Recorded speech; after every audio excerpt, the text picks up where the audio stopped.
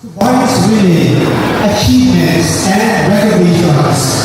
Ladies and gentlemen, San Bartolome High School remains collected and steadfast to sustain the energy and the numerous awards of outstanding achievements and the spirit of excellence as the school's long victories, using this metaphor of a flame to ignite the continuous sailing of educational passion, commitment, and shared responsibility in pursuit of the school's active participation and fruitful winning strategy in the previous and recent competitions.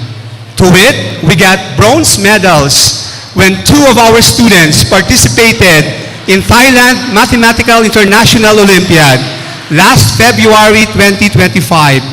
One silver medal for the student who competed in Hong Kong International Science Olympiad last June 2025, and 3 gold medals, 4 silver medals, 3 bronze medals, and 2 certificate of merits in the recent Philippine International Math Olympiad in Cebu City last October 2025. The school's qualification to Regional Science and Technology Fair after clinching the first spot, bagging of course the championship trophy for Life Science Team category, along with the Best Presenters Award, is work commendable. Adding the feathers in our cap is the competence in Life Science Individual category and Robotics Intelligent Machines, which emerged to be the second and third placers respectively. We can inspiringly be prouder when Science Robotics Team also hits the international and national stages after garnering champion awards in Robotics Virtual Games 2025, Alertong Arduino Hackathon 2025, Brainiac Competition Year 3 Quiz Bowl, Philippine Robotics Olympiad, UE Robotics Olympiad, and a lot more. The strings of awards remain to be tangible as the school feels elated after a certain grade 11 student won first place in the Division Festival of Talents, extempo speaking, which qualified her to the regional finals this coming February 2026. These accolades become even greater when Daloy Dance Troupe of the MAPE Department emerged to be the first runner-up in Baile sa Kalye, first runner-up in Direct Ko Ganap Mo in the District Festival of Talents.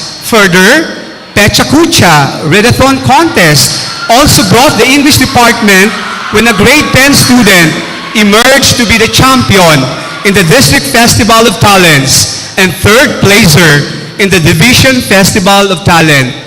Dito na ipamamalas ng husto ang galing, talino at husay ng mga batang Bartolomeans na tumatatak sa diwang makabansa ng makabagong Pilipinas. Tunay na katataba ng puso na nakikita natin ang kahusayan nila sa larangan ng pagsasalita, pag-arte at pagsayaw. Tatak husay, tatak dakila talaga. The sports development program of the school also envisions the shared competence as the student athletes and coaches embody the sound ideals of true sportsmanship.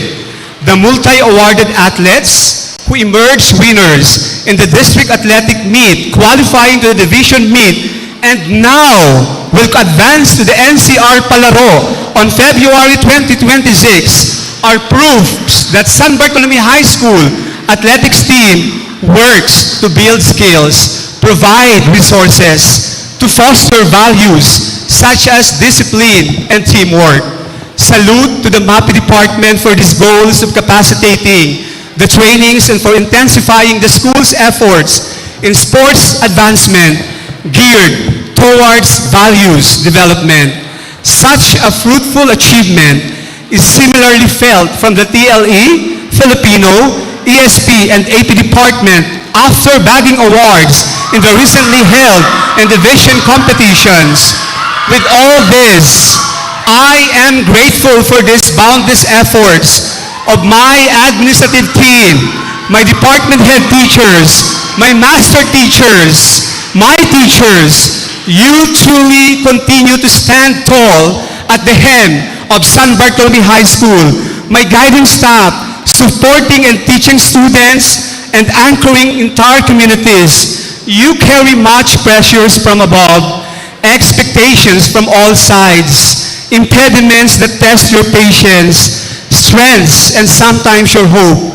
But despite all these struggles, personal battles, self-doubt, and emotional uncertainties that come with leadership, you all continue to shine. So it really takes a special moment to say thank you and congratulations for a job well done. At maraming salamat po sa walang sawang pagbibigay ng mga karangalan sa ating pinakamamahal na paaralan. Staying consistent with the foundational skills of the learners is the motivational reinforcement given to the teachers for their monthly recognition of dedicated service, acknowledging them for having no absent and no tardiness, which in a way compliant to the time preference. Shout out po to the school's Project Watch. We advocate the time, consciousness, and honesty, an empowering project that faithfully addresses absenteeism and tardiness of teachers. Interestingly, San Bartolome High School never settles for less in its prime mission of capacitating teachers and school leaders.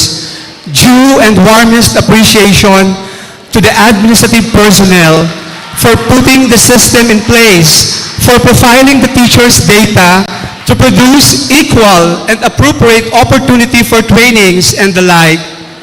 Empowering teachers in the assessment of their personal and professional needs is basically at the mainstream of their capacity as the school provides training and other learning intervention for teachers and school leaders based on identified needs. The number of promoted teachers last school year, 2024-2025, as well as the school year 2025-2026, is a great indicator of the teacher's commitment to student success. With a simple adage, truly, a teacher affects eternity. He can never tell where his influence stops. Demonstrating exemplary and outstanding performance in their teaching and related duties, last March 14, 2025, the school recognized the teachers' dedication and service for going above and beyond the call of duty to provide quality education. Dagawad parangal sa natatanging guro at empleyado in line with the DepEd Praise Award is not just a ceremony, but a celebration of the hearts that teach, guide and inspire in ways and in all ways. Congratulations on these significant achievements. You truly have earned them. Just recently, yours truly attended the week-long engagement seminar, such a powerful learning journey that strengthens the professional development program for school heads. The Phase 1 of Elevate held in Talisay, Batangas. This engagement of professionals envisions the capacity of school leaders to take their bold and integrity-based leadership to reflect on Filipino public service values, notwithstanding the basic principles of leading the school community strategically.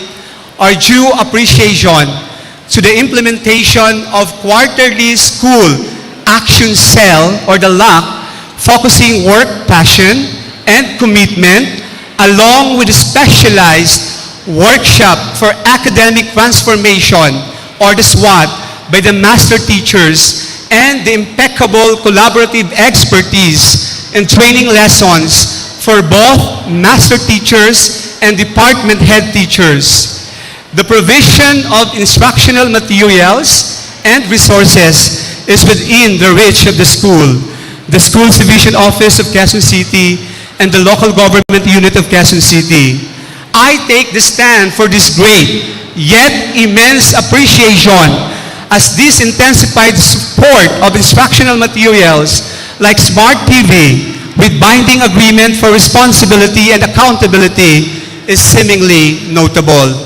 The anticipated transformation of library to e-library will also be taking its useful spot to the learners to embrace a collection of digital resources like e-books, articles, and multimedia that can be assessed or accessed online, ranging from simple to creative, direct and appreciative.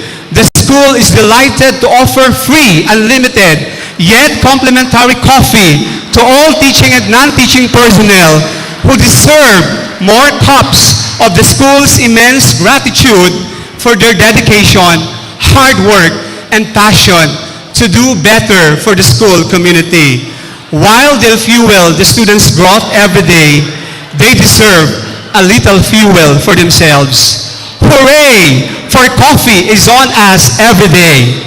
Promoting the common good and welfare of all faculty members and staff, the school is committed to fostering a strong and unified voice for all the teachers, upholding their interest, advocating for the programs that support faculty welfare, professional growth, build supportive community, and lead with integrity. It is believed that leadership is not defined by a position, but by purpose and action. This is to congratulate the old and new set of faculty officers who stand ready to serve as a hub of collaboration.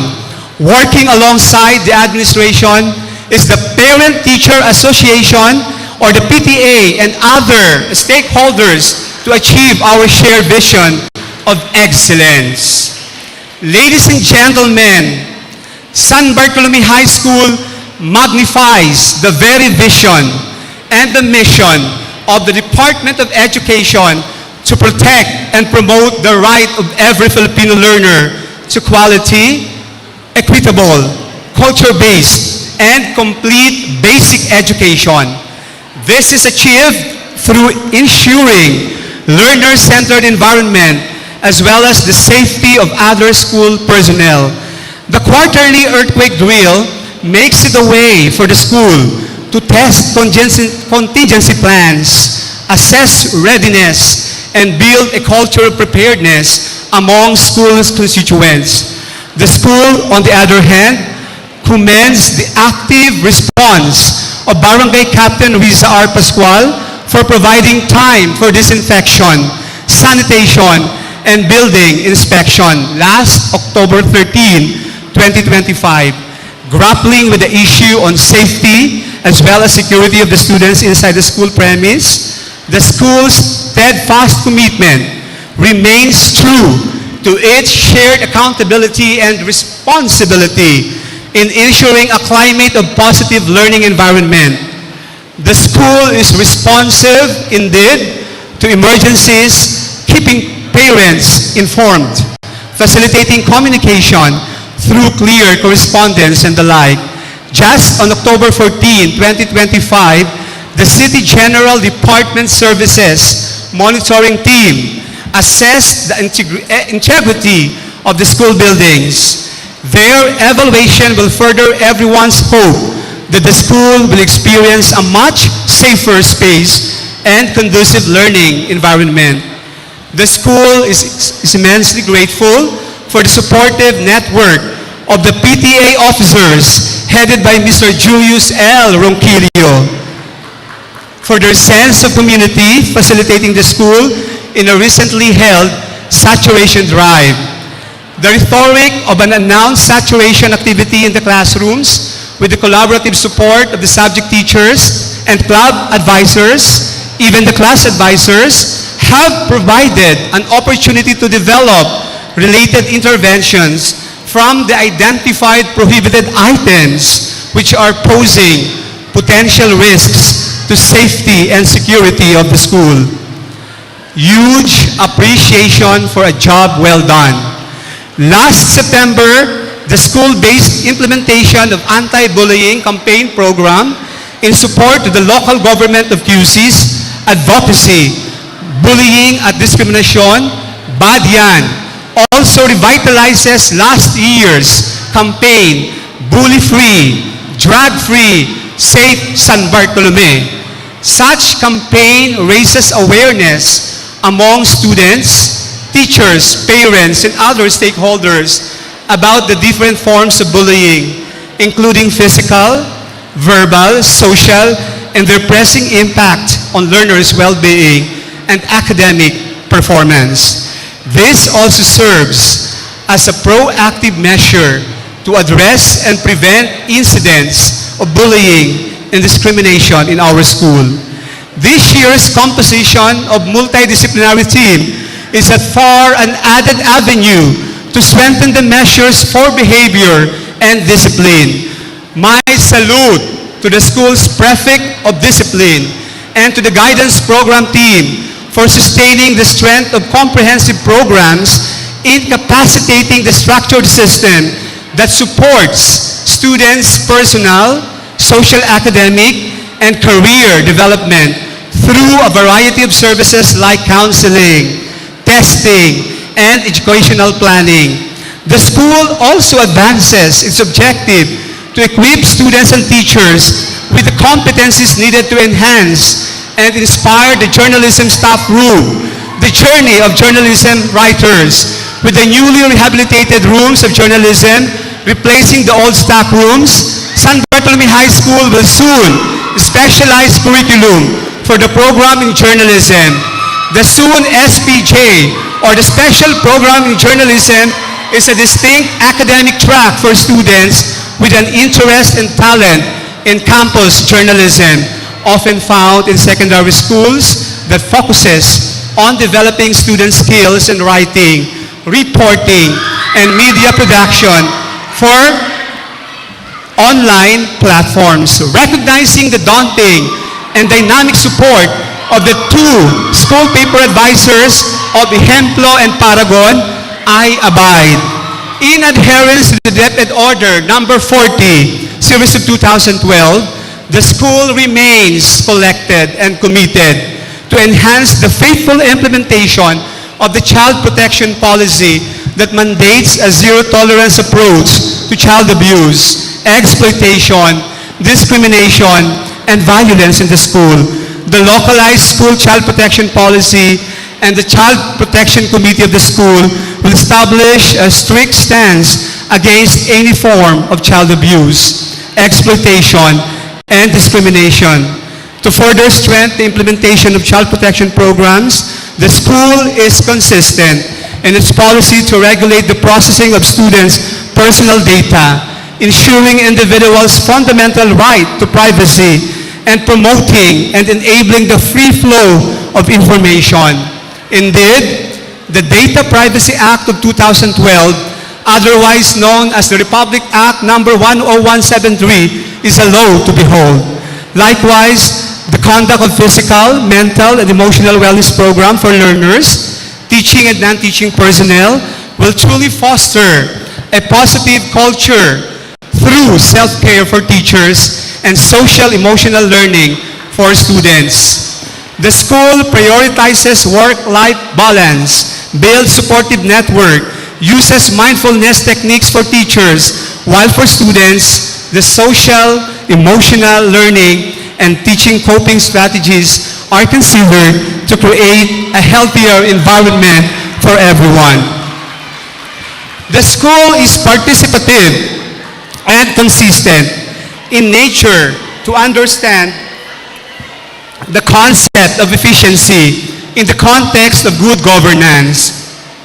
It is with much pride and honor and privilege as well to share to everyone that San Bartolome High School has taken the areas for strengthened governance all in one, accommodating the SDOQC priorities for their sustained effort to recognize transparency and accountability, citizens' participation, responsiveness, institutional capacity, and legal and regulatory reforms. The school's human resource management team, facilitated by administrative officer, financial, personnel, and staff, have their shared responsibilities to keep posted with the monitoring of data, the conduct of inventory, with the personnel through profiling and mapping, citizens charter, customer satisfaction measurement from Anti-Red Tape Authority or the ARTA alternatively, in a philosophical or spiritual context, ensure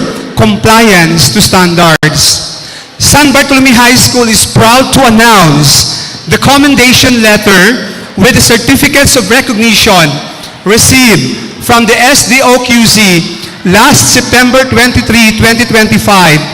The Office of the School's Division Superintendent recognizes the school's consistent adherence to the implementation of DepEd Order Number 27 and of other related issuances from the planning and accounting services.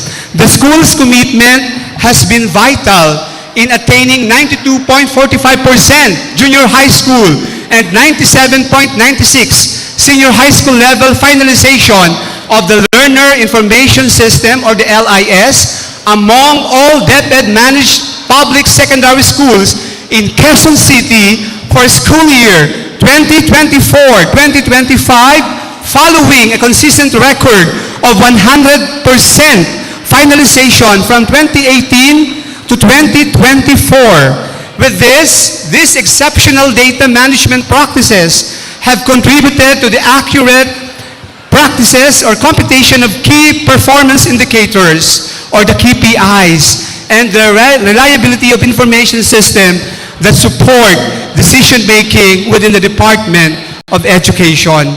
Let us also recognize the school property and the Registrar's Team Office for consistently participating in the Basic Education Information System or the BIS annual data reporting and the validation from school years 2021 to 2025. The school sustained involvement in the NSBI submission and validation process over the past 7 years is equally commendable.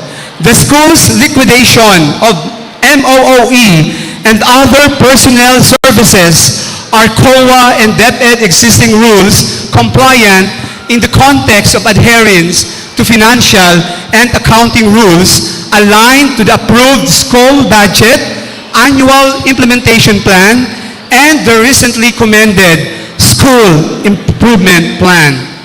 On an impressive note, the school's division office once again commended the school's efforts in enriching the discussion of the historical data from the past 3 years to 5 years and the current situation with the commitment to align all identified priority improvement areas with the 5 priority areas set by the Department of Education NCR, as well as the overall education goals and directions of the department, all in one unforgettable walk of diligence and service. Congratulations, San Bartolome High School administrative team, for having successfully complied with and met with the requirements and standards of the Department of Education as mandated by DepEd Order Number 44, Series of 2015. Huge congratulations to all the admin personnel facilitating the promising teaching staff for the steadfast communication and commitment, dedication as well in maintaining accurate and updated records, transparency and accountability, all in one financial activities and related transactions, which greatly contributes to the advancement of quality education. Ladies and gentlemen, San Bartolome High School may not be perfect in my leadership, often unseen, sometimes unappreciated, sometimes unrecognized, but always unwavering and empowering. As a school leader, I take special pride to show up every day, not just to do a job, but to live a calling. That is why my appreciation, your appreciation is my courage. Your presence is my leadership, and your understanding is my grace. And while you may question if it is enough, your support truly matters. This SOSA is a testament to true leadership, which is not about sitting with a title, but it is about doing the hard work that greatness demands. Failure is not enemy. quitting is.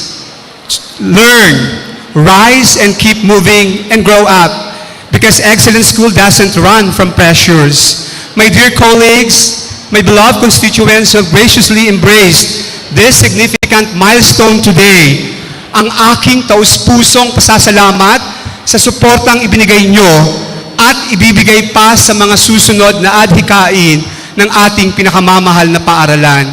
Ang aking pagpupugay at pagsaludo sa mga humahalili sa akin upang maidaos ang okasyong ito na may pagpapahalaga sa damdamin ng isang paaralan.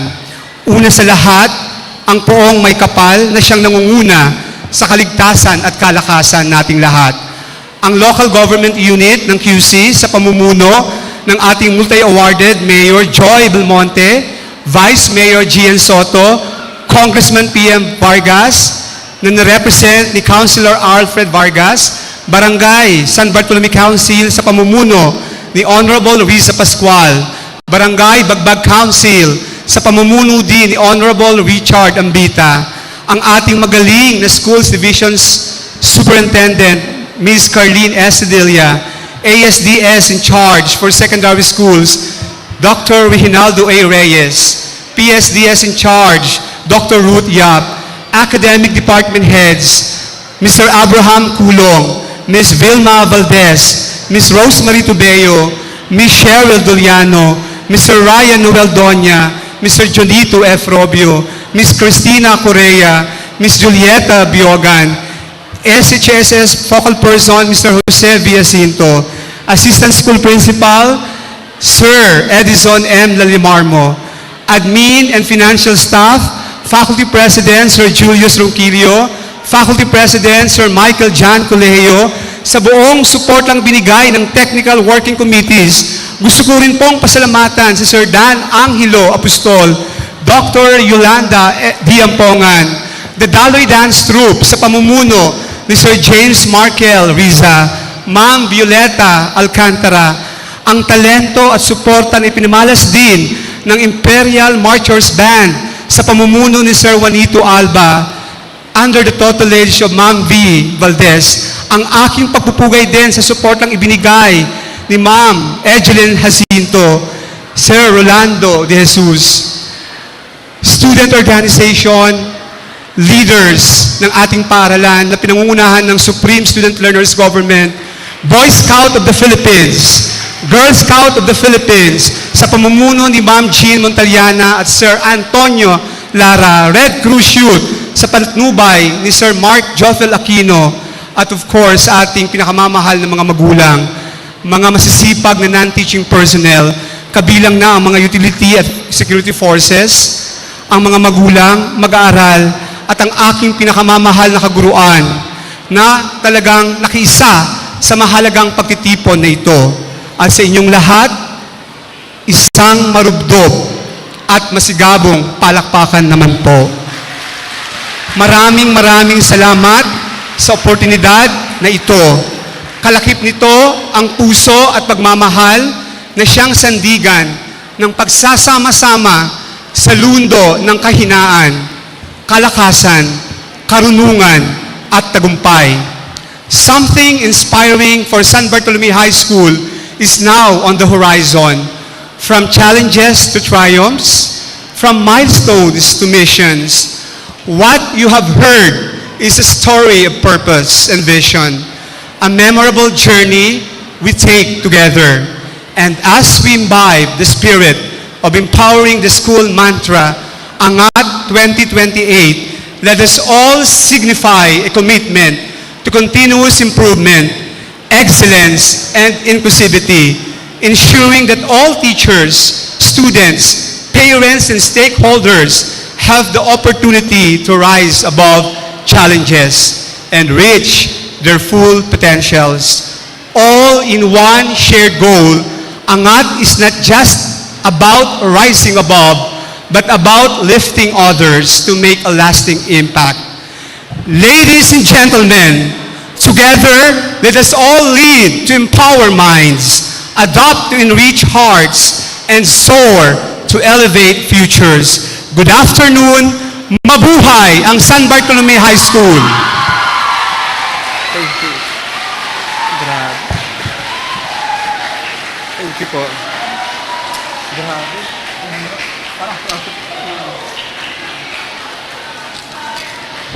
Again, ladies and gentlemen, let us give another round of applause to our school principal, Dr. Elohio B. Pebres. As we celebrate the spirit and pride of our institution, may I request everyone to please stand. Let us all stand and join together in the singing of our school hymn to remind us of our shared values, unity, and commitment to excellence as members of this institution. Let us sing together the San Bartolome High School hymn with the composer himself, Mr. Juanito A. Alba Jr., conducting.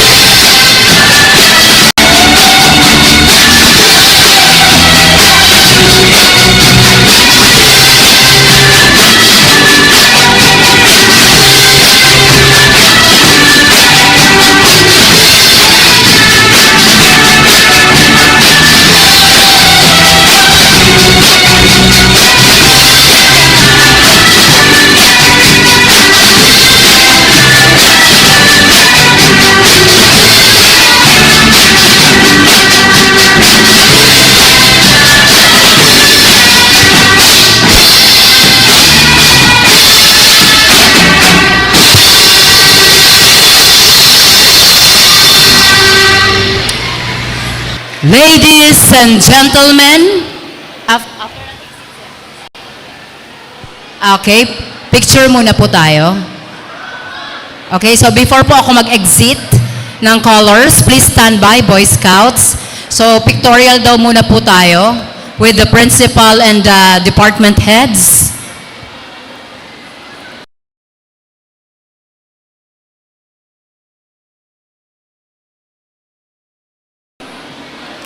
Stage ka kaya, anak, para mas kuha mo lahat.